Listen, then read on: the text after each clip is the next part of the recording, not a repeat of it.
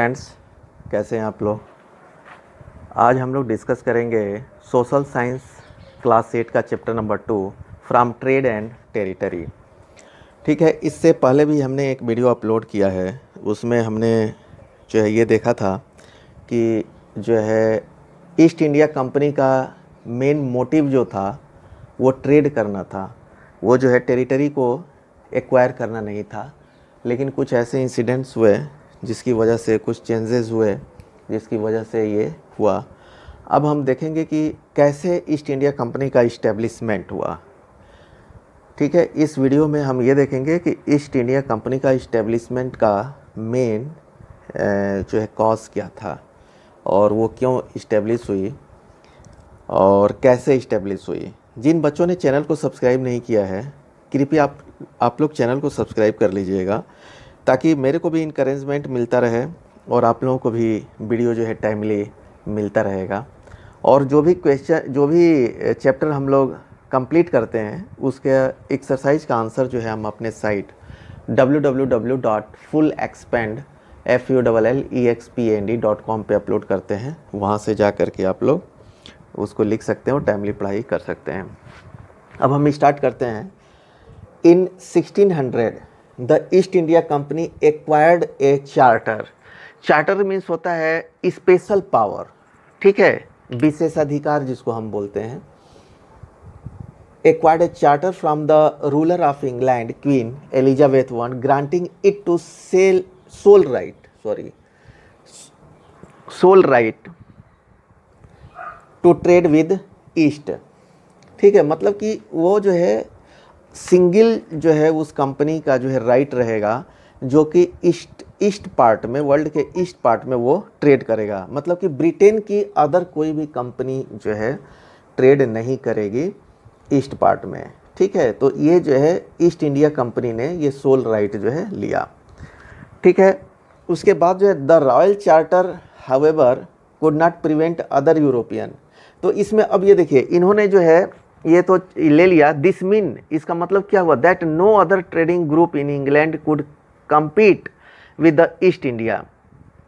ठीक है, company with the charter the company could venture across the ocean. और इस चार्टर के हिसाब से कंपनी जो है अक्रॉस द ओशन जो है वो ट्रेड कर सकती है, वेंचर कर सकती है कंपनियों से।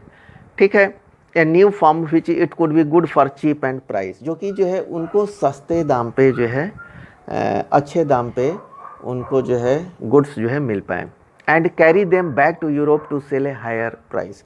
और जो है जब यूरोप में उसको वापस लेके आएंगे तो हायर प्राइस में सेल करेंगे। ठीक है, the company did not have to fear competition from other English trading companies.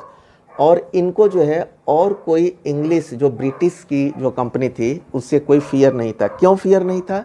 क्योंकि केवल इस कंपनी को ही ये पावर दिया गया था कि ईस्ट के साथ ट्रेड करेंगे। ठीक है, और कोई कंपनी ब्रिटेन की उसके साथ जो है ट्रेड नहीं करेगी ईस्ट के साथ में, जो वर्ल्ड के ईस्टर्न जो कंट्रीज हैं। Mercantile trading companies in those days made profit primarily by excluding competition. और जो मर्केंटाइल कंपनी जितनी भी थी, तो मर्केंटाइल कंपनी का पहले क्या डिफिनीशन होता है, तो मर्केंटाइल कंपनी ऐसी बिजनेस करती है जो सस्ते रेट में प्रोडक्ट को खरीदती है, जैसे रॉ मटेरियल या कोई भी हो गया, और उसको हायर प्राइस पे बेचती है। तो इसको हम बोलते हैं मर्केंटाइल। तो इससे क्या हुआ कि mercantile trading company in those days made profit primarily by excluding competition so that they could buy cheap and sell dear. तो मतलब सस्ते प्राइस में इन्होंने खरीदा और महंगे प्राइस में इन्होंने बेच दिया। ठीक है, और चूंकि इनको सोल राइट था, कोई अदर जो है कंपनी इसमें इन्वॉल्व नहीं थी ब्रिटेन की, तो इसीलिए इनको अच्छा खासा जो है प्रॉफिट हुआ। ठीक है, सेकंड पार्ट अब देखते हैं। The royal charter however could not prevent the European power from entering the eastern market. अब जो है ये चार्टर जो था वो ये प्रिवेंट नहीं करता था कि अदर कोई यूरोपियन पावर, जैसे अदर भी जो है पुर्तगीज़ थे, डच थे, फ्रेंच थे, वो जो है ईस्ट के मार्केट में नहीं जा सकते, ऐसा उस चार्टर में ऐसा कुछ नहीं था। वो केवल ब्रिटेन की कंपनियां जो है वहाँ पे नहीं जा सकती थी, ठीक है। और वास्को दा गामा ये पोर्तुगीज एक्सप्लोरर थे जिन्होंने जो है सी रूट जो है डिस्कवर्ड किया था इंडिया का 1498 में, ठीक है। तो एक बार मैं एक्सप्लेन कर देता हूँ दोबारा। The royal charter however could not prevent other European power from entering the eastern market, but by the time the first English ships sailed down the west coast of Africa round the Cape of Good Hope and crossed the Indian Ocean. The Portuguese had already established their presence in the western coast of India. Portuguese जो है वो पहले ही जो है India में आ चुके थे, western coast में आ चुके थे, and had there base in Goa, और उन्होंने गोवा में अपना बेस बना लिया था। जब ये ब्रिटिश आए उससे पहले जो है पुर्तगीज़ जो है आ चुके थे और उन्होंने गोवा में अपना बेस बना लिया था। इनफैक्ट अब जो है ये वास्को डी गामा का मैंने बता दिया था कि वास्को डी गामा ने ही 1498 में सी रूट का जो है डिस्कवर किया था। By the early 17th century the Dutch too were exploring the possibility of trade in India, ठीक है। और 17th सेंचुरी आते आते जो है डच भी जो है इंडिया में पॉसिबिलिटी जो है एक्सप्लोर करने लगे जो है ट्रेड करने के लिए।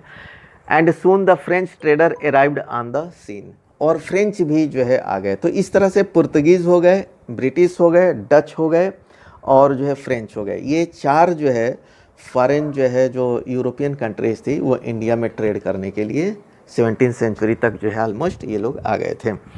अब जो है क्यों ये लोग इंडिया में आए, why they came in India.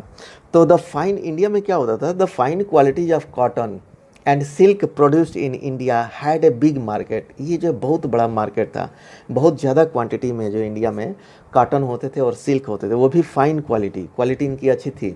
इसके अलावा जो है pepper, cloves, cardamom and cinnamon too were in great demand, और ये सब चीज़ें भी जो है बहुत जो है ज़्यादा डिमांड में थी, ठीक है, इन द यूरोपीय।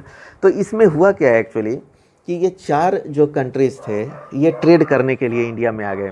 तो competition amongst the European companies inevitably pushed up. Inevitably मतलब होता है कि जैसे चार जो है ग्राहक, जैसे मान लीजिए कि आ गए एक ही सामान खरीदने में, अगर एक ही ग्राहक है तो जो सेलर है वो जो है थोड़ा सा मनमानी जो है आराम से जो है उसको बेच देगा।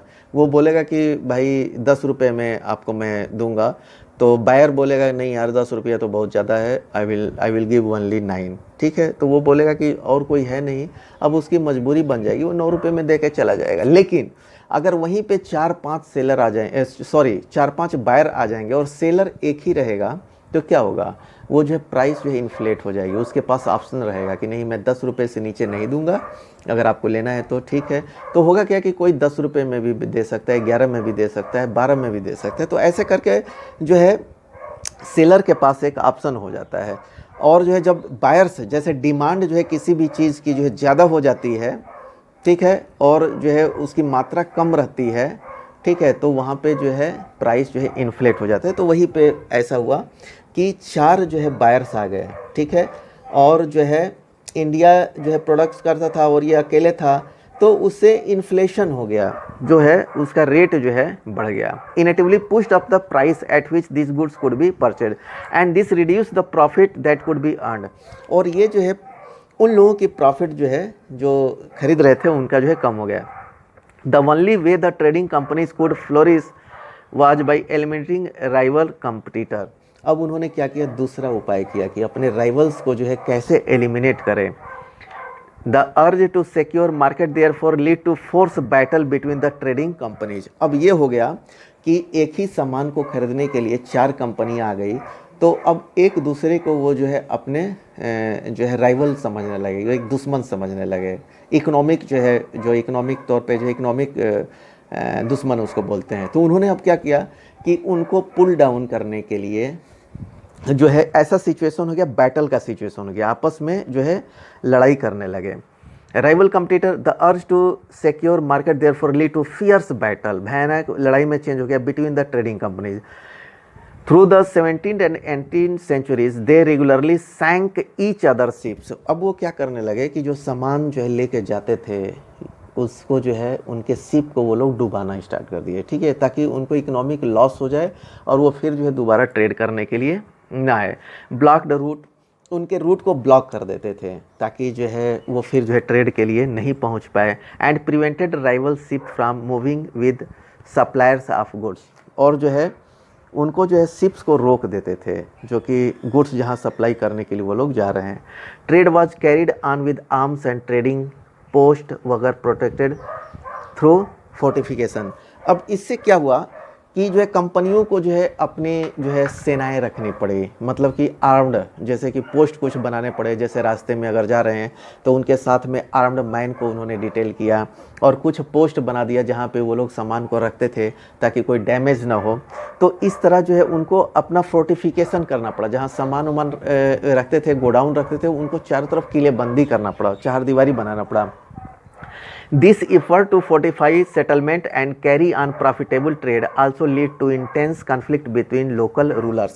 अब इससे क्या हुआ कि ये लोग जब फोर्टिफिकेशन बनाने लगे, अपना परमानेंट सेटल करने लगे, तो जो लोकल रूलर्स थे उनके लिए प्रॉब्लम हो गया कि वो हमारे ज़मीन पे आकर के अपना जो है कब्जा करने लगे। कब्जा कर मतलब कि एक परमानेंट इन द नेचर में वो बिना परमिशन का नहीं बना सकते, तो इस तरह जो है लोकल रूलर के साथ उनका कन्फ्लिक्ट स्टार्ट हो गया। The company therefore found it difficult to separate trade from politics. अब जो कंपनी के लिए जो है ये बहुत मुश्किल हो गया कि वो केवल ट्रेड में ही जो है बिलीव करे, उसको पॉलिटिक्स में भी आना पड़ा। वो लोकल रूलर के साथ मिल करके उनके साथ नेगोशिएट करके जो है अपना सेटलमेंट को इस्टेब्लिश करने के लिए काम किया, अपनी आर्मी रखी धीरे धीरे प्रोटेक्शन के लिए। तो इस तरह जो है ईस्ट इंडिया कंपनी की स्थापना हुई। ठीक है, अब आई थिंक आप लोग जो है इसको क्लियरली समझ गए होंगे। इस क्लास में हम इतना ही कवर करेंगे। जिन बच्चों ने चैनल को सब्सक्राइब नहीं किया है कृपया चैनल को सब्सक्राइब कर लीजिएगा ताकि वीडियो टाइमली मिलता रहेगा। Thank you.